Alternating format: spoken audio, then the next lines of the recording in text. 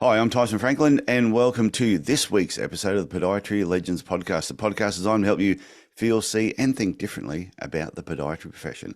With me today, I have a special guest. It is Andrea Gledhill. She's a podiatric surgeon in the UK. Now, this is interesting. She lives in the north of the UK, but she works in the south of the UK, and we will probably get onto that. So, Andrea, how are you doing today? I'm very well, thank you, albeit a bit tired. It's quite late at night here. That's right. You did say it's 10 p.m. at the moment, your time, while we're recording. So I will forgive you if you say something inappropriate. And I have Hopefully no I won't. excuse. I have no excuse because it's 7 a.m. here.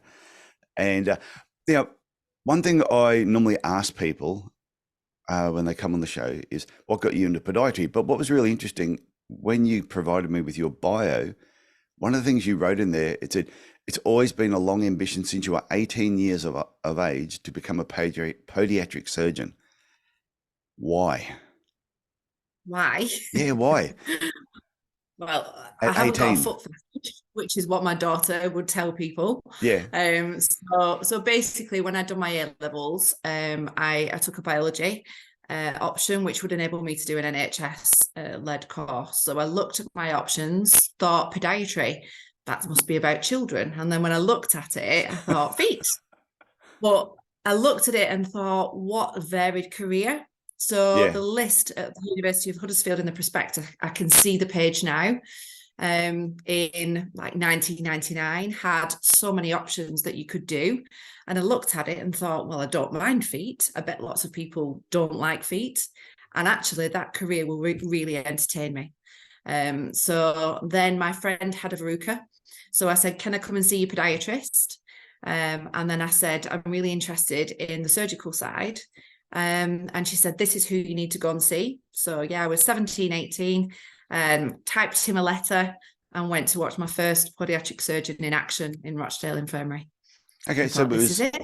so podiatry, the idea of feet interested you, but then straight Mm-hmm. away surgery was an interest Yes. right Yeah, I thought right from that's the a good beginning. long-term ambition that I can work towards. But I thought there was lots of arms and options of podiatry that would equally be fruitful and entertaining.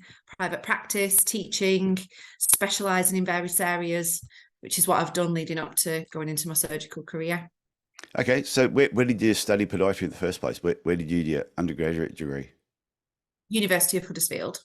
Okay. So that's in Once the you north of finish, England. yeah, once you north of England. Let's touch on that for a sec. So you live in the north of England, but you drive, did you say 4 hours to the south of England for Yeah. work? Yes. That's a lot of driving. It's I used to work in Huddersfield, which was about an hour and a half each way, and I travelled there and commuted daily.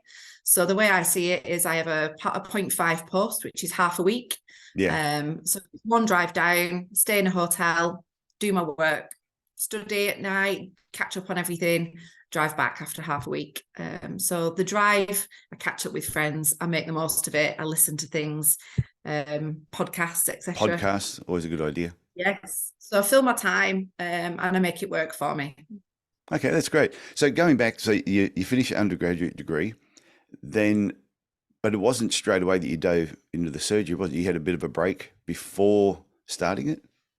Yes. So I got my undergraduate degree in 2004, and the surgeon that I went to watch, Mr. Lewis Stuttard, who's retired now, said to me, when you've got your degree, come back and see me. And so I did that. I applied for a job with him. I worked with him for a few years. But what really appealed to me when I was looking at doing the surgical side was the fact that it was going to be university based eventually. So it was going to become a master's degree that was based through a university. So I did one module in radiology to assist me in my role with him. With Ian Turnbull, who was a quite renowned consultant radiologist in the UK. And that gave me a good foundation. But then I hanged on until I told you I'd be tired. No, no, that's I okay. I waited until, and I thought, I'm going to have my two children, and then I'm going to go back on a university-based master's degree. So that was 2011 that I then went back to begin my master's degree and my surgical training. How long did that process take to get the master's degree? 2011 to 2014 was the theory of podiatric surgery training. Then, and during that time, I did honorary posts as a staff podiatrist within various units in the north. So you're working on paid, you're getting experience in doing the anaesthetic blocks and the way things are and work, and you're putting your theory into practice. So I worked through Buxton, Sheffield, I shadowed at Blackpool. So I did all of the main units in the north. And then I got my staff podiatrist role at Huddersfield and Buxton. And then I got my training role, which was 2015 at Huddersfield with Mr. Stephen Finney. And that's where I started then with my part 1, part 2 theory, practical side. And that went through to 2019. Okay. I've got to ask the question, how many female podiatric surgeons are there in the UK? I don't know the specific number. We are growing, is what I will say. There is quite a few consultant podiatric surgeons, brilliant women, inspiring, that are already out there and established. Within my cohort, there is at least 7 of us currently at the registrar role level, and I know of at least another few that have gone through to completion training already. I think so. I can't give you an exact number, but the women are coming through.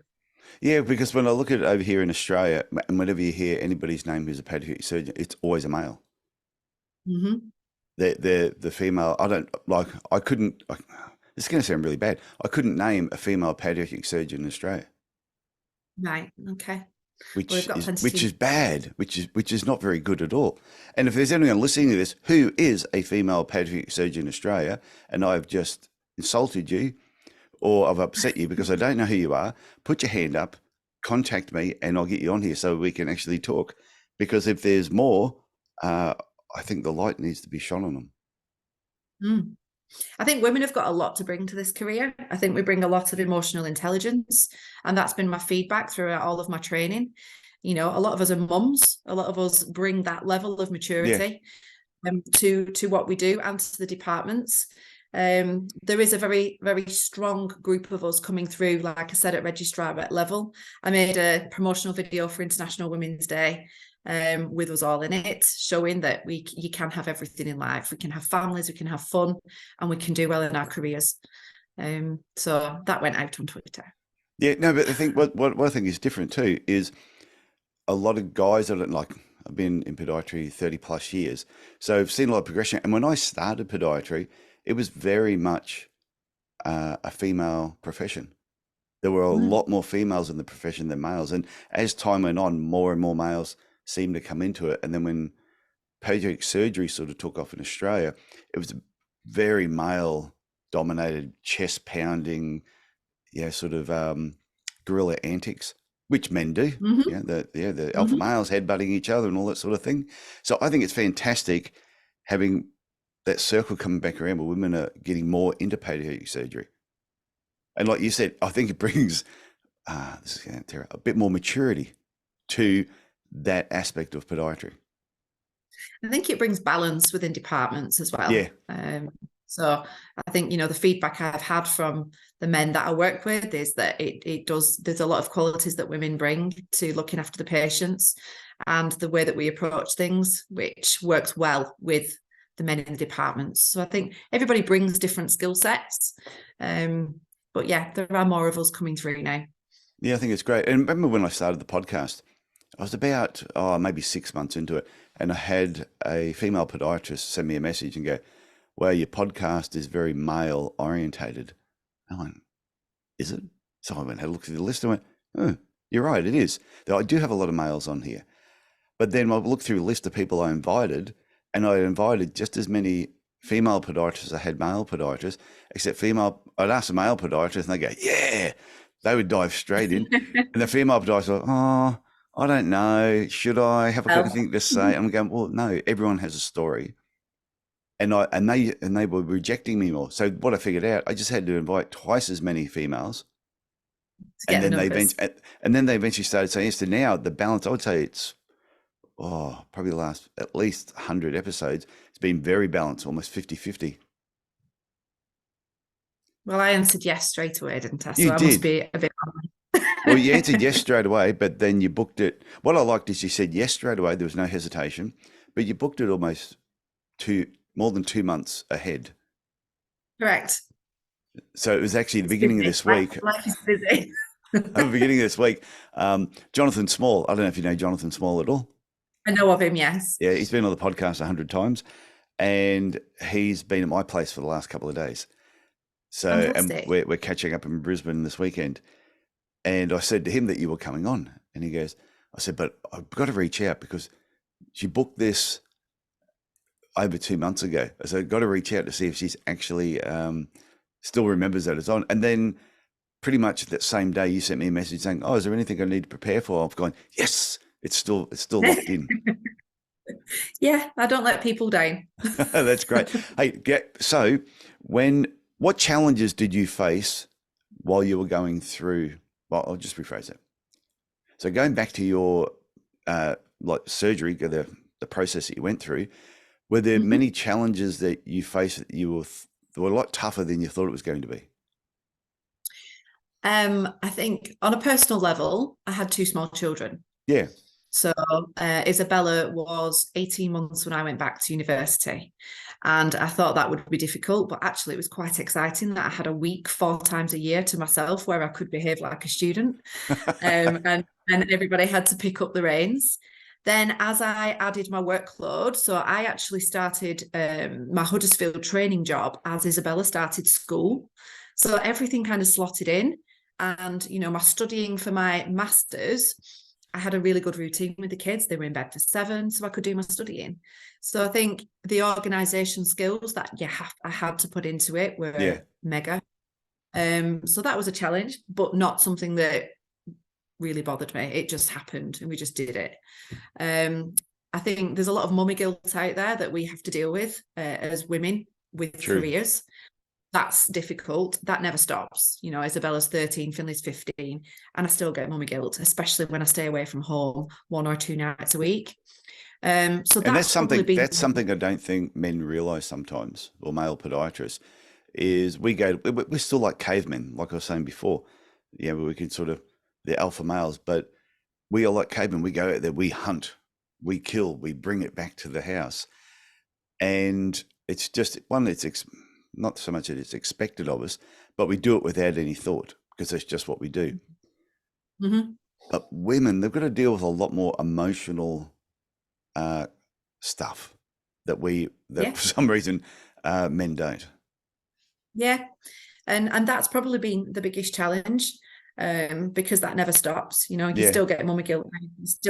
I get a call in clinic every day at 3:30 when the kids have got off the bus. And it's like, I'm just with patients, but I'm glad you're home safe and I'll ring you very soon. And, you still, but everything just kind of, sorts itself out. And I would say that's been the biggest challenge, the work in itself. I think when you find something that you enjoy and you're passionate about, then you're going to do well at it anyway. And I really enjoyed progression and advancing my practice. And obviously the practical skill set that grew with it as well, the skills that you were learning, qualifications in ultrasound, qualifications in injection therapy, carrying them out in independent practice alongside what I was doing, everything grew and your confidence grows. So that kind of balances up those few negative feelings that we have to experience. Yeah, I did an actual episode on mum guilt with Carly O'Donoghue. Right, okay. And we spoke about that a lot, just about that process, that what she went through. And she's got multiple businesses, number of podiatrists working for her. And it's just one of those things that she's had to deal with as well. Yeah. So with your, I do. Sorry, go on. Oh no, I was just going to say, now that you're doing surgery, so you're doing that on the south. Yep. What do you do when you're up in the north? Are you working at the same time? I've just finished for the Royal College of Podiatry. I've done a 12 months project officer role for Health Education England. So basically, Health Education England commissioned the Royal College to produce workforce education and reform projects in various areas to move the profession forward. So I led on 2 of those projects. One was international recruitment of podiatrists, so showcasing the likes of Matt Chikiro and Ben Bullen that have come to the UK and really progressed their careers. And then there was advancing clinical practice as well. So building on increasing first contact roles within the NHS, which is primary care. So that's your first point of contact, so that instead of seeing the GP within the NHS, that podiatrist should be the first person to assess the lower limb presentation. Yes. And linking that in with our advancing skill sets, and also linking it in with amputation prevention, which then links in with my surgical role. So that was an amazing developmental role for 12 months that I could do from home. And now I've completed that, I'm trying to pull together where else I can go with this. And I'm looking at progressing in research as well. So that's sort of my next niche. So I'm trying to build up a portfolio career, basically. No, and I still fantastic. retain half a day in independent practice as well. Okay, here's a question for you. This is, like I said, I don't have anything prepared. It just, these things pop into my head while we're talking. What's your feeling though when you hear a podiatrist going, "Oh, I'm thinking about leaving podiatry because it's not fulfilling"? I just want to slap them, but I see that a lot. We have a Facebook group, UK Podiatry, and it is what I see. Oh, yes. And I kind of, I mean, this is part of what I've been producing as part of the project, that enthusiasm for this career that you can do anything with. You've just got to seek those opportunities and make it work for yourself. And I just think there's so much you could do. I considered in 2011 doing a medical degree, so going to medical school. And then I thought to myself, no, I'm really good at this. This works with my life. This fits with my life. And I'm going to make it work for me. So, and it is a shame when people leave the profession. Yeah, I think it is. There's so much growth that you can do. Within the UK, we've got the MDTs, you've got the potential to grow it. But I do think that the way that it is in the UK with, I think obviously there's a lot of the NHS pay issues at the moment. And I think that hybrid working model, which is what I've done, part-time NHS, part-time independent practice, part-time filling it in with projects or research, is a really nice way of working to maximize your income, maximize your interests and your progression as well. Yeah, it keeps your mind active too. And I totally get it. It does. I totally understand if somebody, like over there, you're in the NHS, but in Australia, they might be working in a private practice that is doing mostly routine podiatry care. And even though I know we did an episode on it, it's not just routine. But anyway, it's a different story altogether. But I know some of them are in a practice, they're just doing general routine podiatry care and they're bored. But it's really up to them to not be bored, because every patient that walks in is an individual. Everyone is different. You can learn a lot about them. You can learn not just clip their toenails and remove the calluses, look a little bit deeper. Is there an underlying problem? There may be, there may not be. But at least you can talk, educate, and at the same time have fun yourself. Exactly. And I find that in the beginning, that was my role. So I did a couple of days with the NHS in the beginning in podiatric surgery, but the majority of my initial work was independent practice. And I did find it quite lonely and isolating and demotivating. And, you have to seek those opportunities. And now I look at probably what I was doing then and what I offer now in independent practice, where I do have a generalized care treatment package for my patients. But those patients that come in, they present, when you further question them with, you're doing a lot of medical management. Oh, I've got a new rash. Well, has anything changed about your medication? Yes, I'm on a new statin.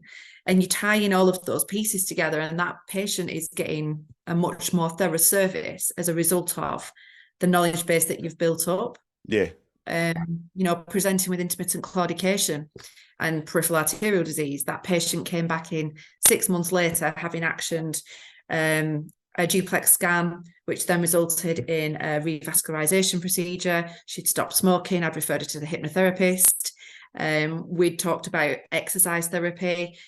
She'd bought a bike, and now she comes in and she just can't thank me enough. But that level of care is there because I've advanced my practice, and it's fruitful in that. I think that's the way forward in keeping your mind active and exploring what's going on with your patients. Yeah, maybe they're just boring podiatrists to start with. Maybe. I do wonder that. Yeah, some people that complain that, oh, podiatry is boring, I'm thinking of leaving. I'm going, well, maybe it's boring. Maybe you're just a boring person. So maybe you should leave. But I don't think anyone should. I think you should stay. It's good for the profession.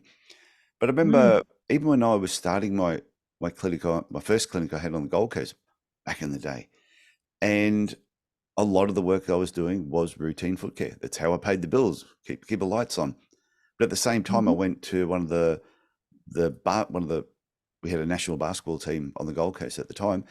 So I just went out there one day during the week when I knew they'd be training, went and saw the coach and said, do you need a hand on the sideline? And he went, well, that'd be great.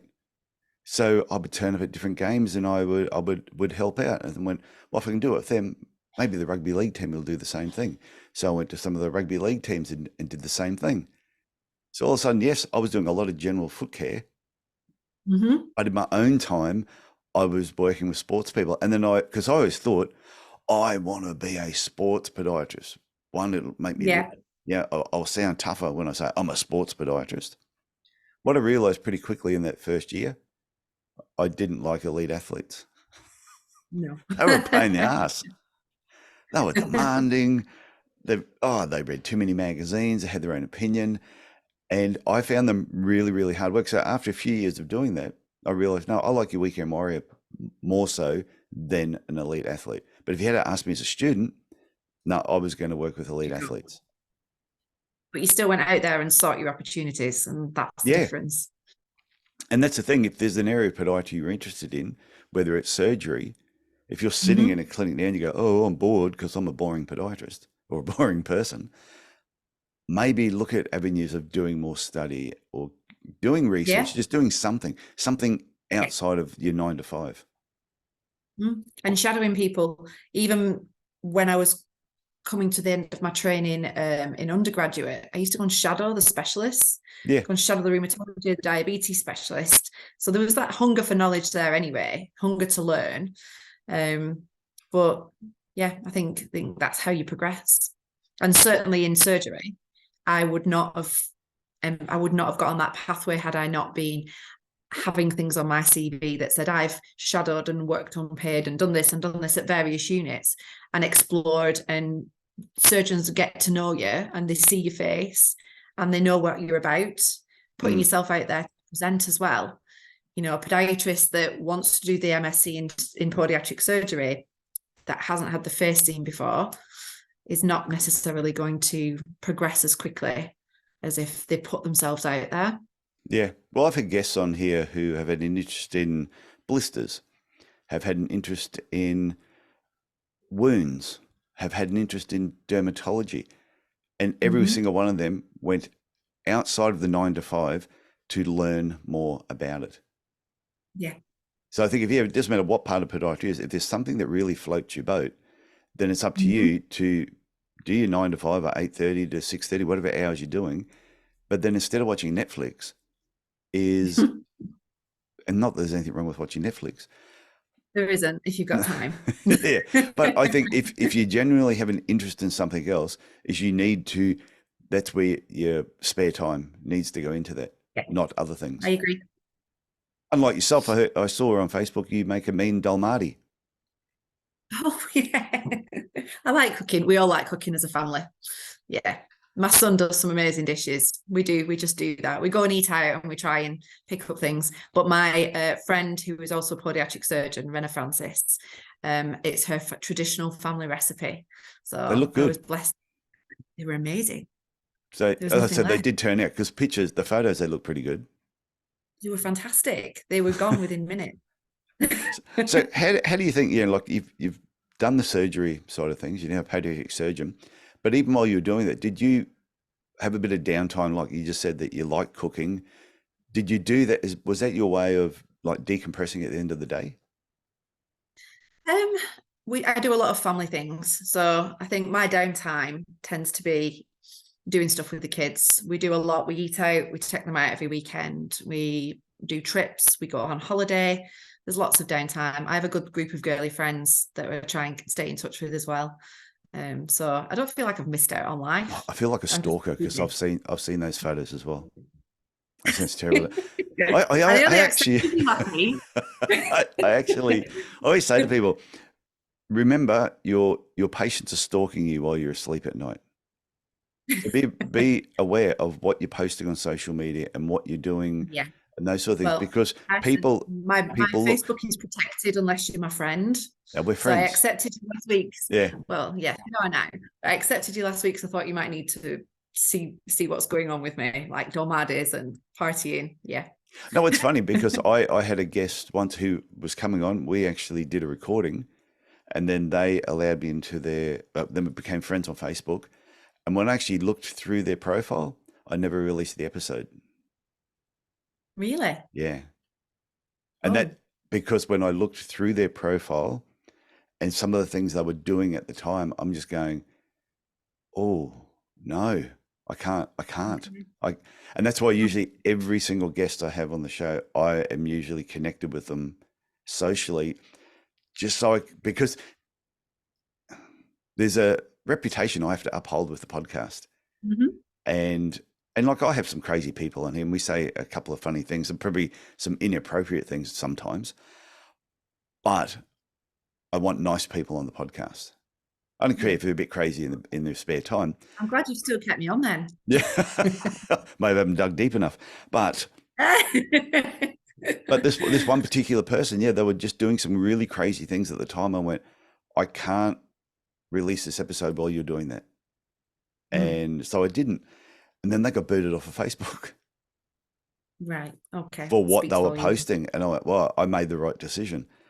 And yeah, so the episode still sits there in the archives, never to be released. It might one day. I might release it one day, but unlikely. I'd re-record it. Fair enough. So it's important, I think, for everybody to realize if you're on Facebook, if you're on social media, please stay professional. You can have some fun. You can post some funny things, but there's a limit to everything you do. Oh, I totally agree. Yeah, I think I've various profiles for various things. My Facebook tends to be friends, family, cooking, the odd little bit of work that I'm proud of.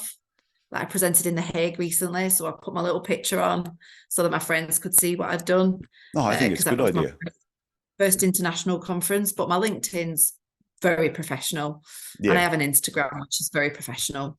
But my Facebook's sort of a tiny little mixture of everything. Well, I came across you first on LinkedIn. That's how we first connected, and that was how I sent the invite to you. Then, yeah, but I pretty much do the same. LinkedIn, nothing personal. It's only business that goes on LinkedIn. My personal page, though, yeah, all the podcast stuff I'll put on there. If I'm talking anywhere, I'll put it on there. When I had my podiatry clinic, I used to post stuff on there. But I post a lot of hamburger photos. That's why I always say, anyone if you're in Cairns and you want to catch up, just let's meet for a hamburger. Did that with some students a couple of weeks ago. It was fun. And yeah, and a lot of just funny jokes that are sort of borderline. Ooh, should you post it? I always think if you've got to think about should you post it or not, don't post it. Probably shouldn't. Yeah. So what's next for you? What you've got to this point in your career, where do you see yourself in the next 10 years? The next 10 years. Well, I need to complete my podiatric surgery training. So that's going to be within the next 2 years. So I've already completed 2 years, and I will be staying on for a further 2 years as a 0.5. Well, what's involved when you're saying you've still got 2 years to finish? What are you actually doing during that 2 years? We create a portfolio to submit for our completion certificate. So you can do it in 2 years full-time or up to 5 years part-time. Okay. So I love my job in Swindon. And that's why I travel. It's the best unit in terms of masses of exposure. So the scope of practice is forefoot, midfoot, rear foot. The limb salvage work is phenomenal. And the way that they've developed that department with our multidisciplinary teamwork. We work with the vascular team, with the diabetologists, we have MDTs, we do the ward rounds, and we work alongside the diabetic inpatient coordinators. So any diabetic foot admission or any patient that has a diabetic foot wound is reviewed by the team. Yep. And we see all the acute admissions. So anyone with a limb or a life-threatening presentation of sepsis is reviewed by us. So it's a phenomenal role. So I find that really exciting. So I want to stay there and carry on building up these skills and get really good at what I do. And I also like drawing out of that clinical work and using that for research as well. So we're involved in a lot of national and regional level projects. And I'm writing up case studies and case series as well of the presentations that I'm seeing. So I really enjoy that. So I just want to keep building on my experience in that side. Where do I see myself in 10 years? I see myself hopefully as a consultant. I potentially would want still a mixed role. So I do want to become a clinical academic. Yep. So I'm looking at doing a PhD. I had my PhD interview last week. Oh, cool. So I've been umbrellaed within a university. So I'm working on my PhD proposal now, which again involves all the skills that we've talked about. It's the surgical side, amputation prevention, limb salvage, and hopefully involves promotion of advanced clinical practice in podiatry as well. So I'm trying to group it all together. So we'll get you back on when you finish that. Pardon? When you finish your PhD, need you back on here so we can talk about it. Yeah. So yes, I just want to keep growing and keep developing and enjoying what I do. I think that's a big key, is it keep enjoying what you're doing. Yeah. What about, you said you spoke overseas for the first time. What did you, Yes. what was the subject you spoke on? So in The Hague, it was the International Diabetic Foot Synopsium. So it's an international meeting that's every 4 years. So it's a very prestigious meeting where they release the new diabetic foot guidelines. And we put in 2 poster presentations from Great Western Hospital. One was a case study that I'd carried out of a limb salvage procedure. It was an acute presentation. It was hemolytic strep B. It was a posterior calcaneal ulceration near the Achilles tendon, which was quite an alarming clinical picture because hematologically was improving, systemically was improving, felt fine, nothing really coming out of it. But within 3 days, when I'd listed him for surgery, we took him to surgery into theatre, and it had travelled up his fascia to the posterior knee. Yep. And we had to unzip him to his knee, wash it out. We managed to salvage the limb and involve plastics, multidisciplinary team input. Within 6 weeks, he was healed and functional with a graft. So it was a fantastic outcome and quite a unique presentation in that everything else looked like it was improving, but really it wasn't. So I presented on that. Yeah, I presented on that. Edgar Peters, who's an international microbiologist from Amsterdam, he was my chair. So he questioned me. So that was interesting. And then we also presented on the diabetic foot coordinator role. So my consultant, Mr. Yates, presented on that, demonstrating the improvement in outcomes that we've had from the integrated approach and how in the last, I think it was 2000 and I can't remember the exact date, at least the last 15 years, we've reduced the inpatient stays from about 36 days to 6 from having that integrated approach for diabetic foot. So it was the audit service valuation for that he presented. So it was a phenomenal meeting to attend and really good for networking and experiencing that international viewpoint. And it also made me realise, watching the gods of the professions that are the experts and listening to them and listening to the case presentations of the infections, that the level that we work at in Great Western Hospital is fantastic. And to be able to interpret what they were doing and, suggest what I would do next, it was really, it was affirmation, if anything, as well. And obviously I learned loads too, but it was just a really good experience. So can you see yourself doing more of that, or you'd like to do more public speaking, presenting at conferences, traveling the world? Yeah. So I've just won an educational grant to Pisa. So I'm going to Pisa in September for a 4-day international diabetic foot course with Yep. a lot of the same people that were there. So that's kind of a follow on, but that will tie in every clinical aspect of my role. So the modules look fantastic for that. So that's September, more learning. Okay. Well, hopefully someone from the association is listening to this episode and they go, ooh, let's write Andrea's name down for a future conference. Yes, we'll see. Well, they had Ian Griffiths was over here Yeah, not too long ago at the conference doing a couple of talks. So he's a yeah. funny guy, and he's been on the podcast as well. I think I've met you. You have met Ian? I think I have, yeah. I think so. His name rings a bell. He might be listening to this going, Andrea, don't you remember we were talking about this Probably. and we're friends on Facebook, and you go, well, no, we're not. No, he's not my friend on Facebook, I don't think, but I've seen him. Okay, well, so the good part is what I like is you do have a plan where you would like to see your career progress, and I think that's really important too. That every podiatrist should really look at where they are now, where would they like to be in 12 months, 3 years, 5 years, 10 years, and sometimes I know it's really difficult to sort of go, okay, where am I going to be in 10 years? I know where I'll be. I'll be old, much older than I am now. My career, I'll still probably be doing the podcast. But I think when you're like right I think you need to be if you're going to be interviewing me when I finish my PhD. I know, I'll have to keep doing it. But I think when you're right in the thick of your career, you're right in the middle of it, I think it's really important to have a plan for the next 12 months, 3, 5 years, to give yourself some direction. Otherwise, you will get stale, you will get bored, and you'll be thinking, oh, is this what I should be doing? I think you just got to constantly be challenging yourself, stepping out of your comfort zone a little bit.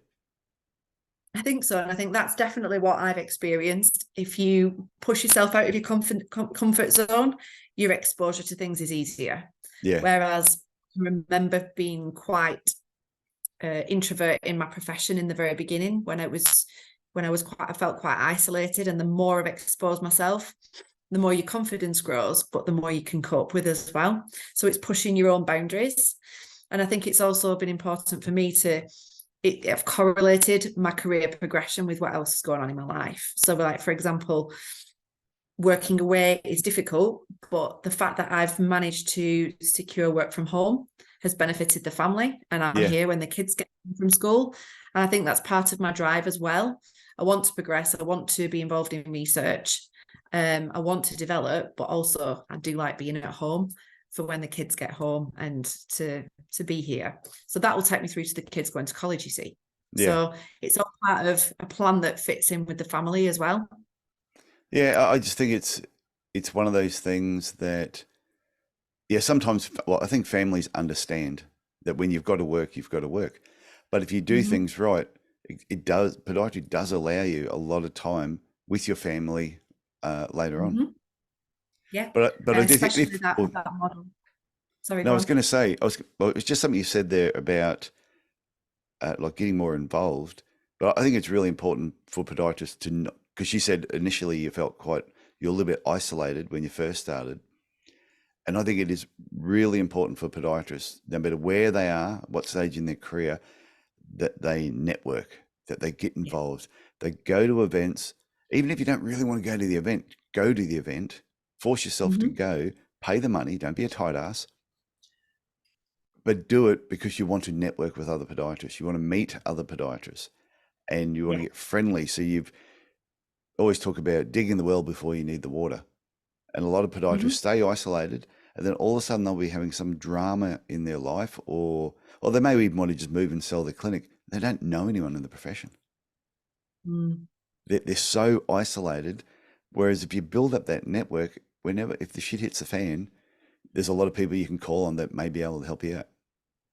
Yeah, and I think it's having that support as well. And I think that's one thing that throughout my career, I've met people and I've maintained friendships and contacts. We have WhatsApp groups. We can fire questions at each other. You can bounce off each other about your day. And I think it's just really important in your career to have that support around you in whatever grade, whatever group you're working in. because it is isolating if you don't. And it is, you will feel better if you've got that support around you. Okay, I have one last question for you before we wrap up.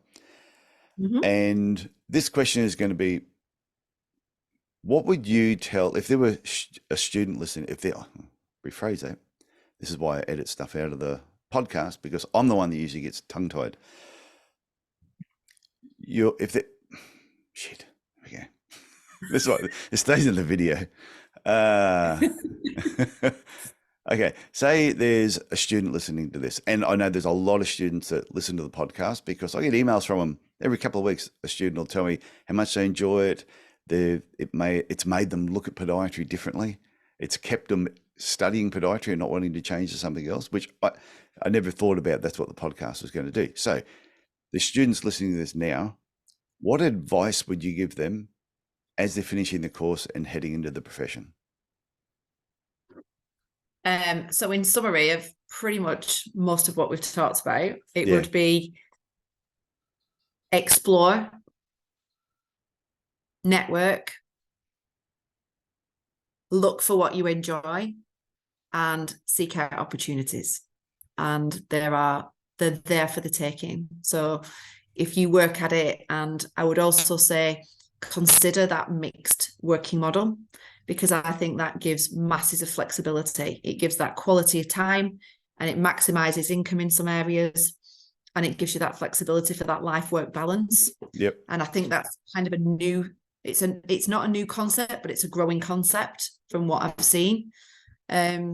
So yeah, just stay interested, explore what makes you tick, do something that you enjoy, and try different things within the profession. And networking is massively important. That is fantastic advice.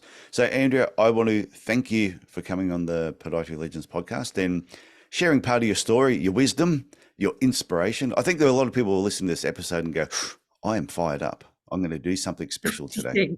I do. I think so. Oh, that's kind. I'm not fired up because it's really late, but I hope that I've made sense in what I've said. You have done very, very well. It's been an honor for you to ask me. I did wonder at this stage of my career why you would want to interview me. So it was quite daunting. And there are lots of people in our profession that I think they're much more deserving of an interview with Tyson. But it's been an honor to speak with you, and I've enjoyed it as well. No, that is great. And yeah, I ask a lot of people. I get a lot of rejection. I'm getting thick. Well, not a lot of rejection. I invite a lot of people, and I have a lot of people say no. I've had I've had a number of people who will say no when I invite them, and one is because they just don't feel they have a story. And I think everybody has a story. I'm yet to have anyone on the podcast where I've gone, wow, they have no story. Everyone's got a story. Everyone's got a reason why they came into podiatry, and everybody needs to hear all these reasons. I've had other people who just say no because they're just mean and nasty. You can't be asked. Oh no, I've had a few that just gone, oh no, I don't do those sort of things. And then I've had some bag me on social media as well. Well, I'd never go on that podcast. And I'm thinking, you sad person. I didn't think I would. But I think if it wasn't for people like you putting this out there, then the profession wouldn't grow like it does. And I think certainly from podiatric surgery, I think from doing the project work, you realise that you need to put it out there because we need to grow the profession. We need to grow from within. We need to increase the numbers. So it's all positive. I think anything we put out there that is positive is going to help the profession. So Andrea, once again, thank you very much for coming on the show. You're welcome. Thank you for having me.